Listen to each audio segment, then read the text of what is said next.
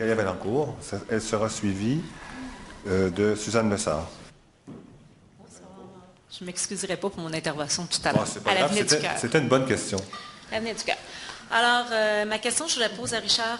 En fait, c'est concernant le parc Lahaye. Alors, je vais lire le petit texte que je me suis écrit pour me souvenir de ce que je voulais vous demander. Alors, merci, jeune homme. Alors, quelle est l'urgence de dépenser 1,6 million, dont 700 000 empruntés au nom des résidents du plateau, pour excaver un tronçon de rue et de dénaturer un parc qui a déjà une identité propre, une vocation culturelle déjà établie dans les mœurs et coutumes des résidents de proximité et un lieu de rassemblement festif qui comble les besoins auprès de ceux et celles qui n'ont pas les moyens, durant la période des fêtes, d'aller à la campagne pour y voir un feu de camp ou y sentir le feu du bois et profiter d'activités culturelles quasiment gratuites. Ainsi que de détruire un îlot de fraîcheur qui a pris plus d'1 siècle pour vous faire bénéficier de cette rareté dans le quartier. Monsieur Ryan. Merci, Mme Vaillancourt, pour votre intervention. Il faut comprendre qu'on a tout un plan de réaménagement des parcs sur le plateau Mont-Royal. Il y en a aussi ailleurs dans d'autres arrondissements, puisqu'il y a un programme à la Ville-Centre qui nous permet de bénéficier 50% des coûts, 50% des dépenses reliées à la revitalisation des parcs. On a pris la décision, nous, sur le plateau Montréal, d'aller chercher le maximum, justement, de cette possibilité de sous-là pour réaménager nos parcs qui en avaient grand besoin sur le plateau Montréal, donc plusieurs en avaient grand besoin. Le parc Lahaye en fait partie aussi. Quand vous parlez de perte d'îlots de fraîcheur, je ne la comprends pas trop parce que, bon, au contraire, on va davantage, bien qu'il va y avoir des arbres qui vont être élagués, tout ça, qu'il va y avoir un aménagement, une meilleure plantation, un meilleur aménagement des arbres. La rue Saint-Dominique en question va être intégrée carrément avec le parc aussi.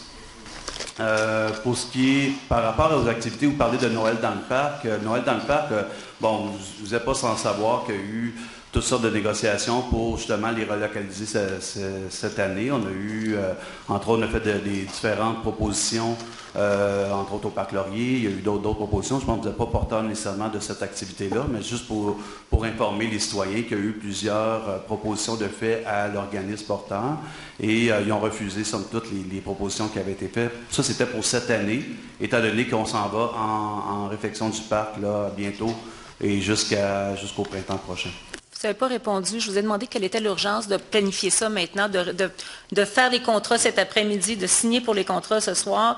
Puis déjà, vous avez dit que vous n'aviez pas vous n'aviez pas les autorisations. En tout cas, le promoteur n'a pas l'autorisation. Puis vous êtes prêt pour le 16 ou le 23 à commencer les travaux, alors qu'on est en élection, qu'on risque de peut-être changer d'administration. On n'en sait rien, à moins que vous soyez Dieu puis que vous sachiez que les astres sont pour vous.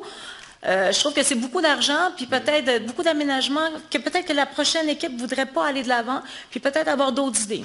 Bien, madame, un mandat, ça dure 4 ans. Dans chacune de ces 4 années-là, on a fait beaucoup d'investissements, pas seulement dans l'année électorale. Et dans l'année électorale, on fait aussi beaucoup d'investissements. Par exemple, on n'a pas demandé, on n'a pas dit, bien, on va attendre que la prochaine équipe soit nommée pour décider si oui ou non on fait des réfections de rue.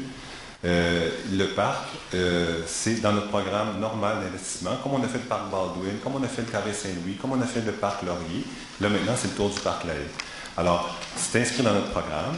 On est élu pour le faire. C'est une année qui fait partie des 4 années d'exercice de notre mandat. Et on fait ce qu'on a dit qu'on allait faire, de restaurer les parcs. Et en plus, ça nous permet de bénéficier de l'enveloppe des parcs pour lesquels on doit dépenser l'argent avant décembre. Donc, c'est un programme, mais si on ne le faisait pas, on a une partie d'argent qui nous échapperait. C'est quand même 700 000 $ qu'on va dépenser de notre poche, même si vous aviez la moitié donnée. C'est ça, madame. Oui, c'est un choix. Je veux dire, c'est quand même ça, le 700 000 qui ne s'en va pas peut-être pour les rues, pour les trous, pour tout ça. Oui, madame, c'est ça. C'est effectivement... Et il y a une urgence de changer le parc Lahaye, une urgence. Il n'y a pas d'urgence de changer le parc Lahaye, comme il n'y en avait pas de changer le parc Laurier.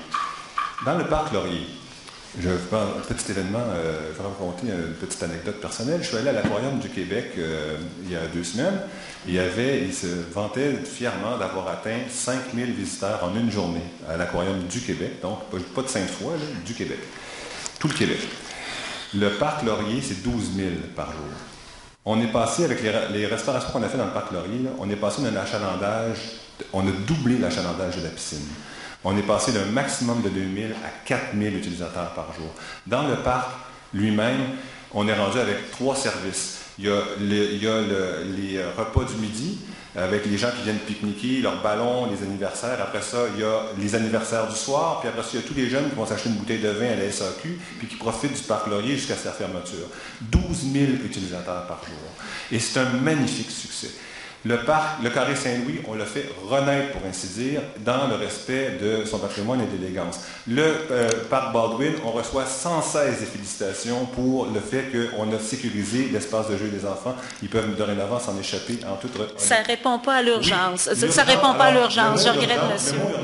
Le mot urgence peut être utilisé à toutes sortes de choses.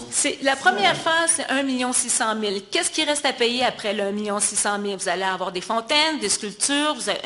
À un moment donné, on est si riche que ça ici dans le plateau? On est des millionnaires?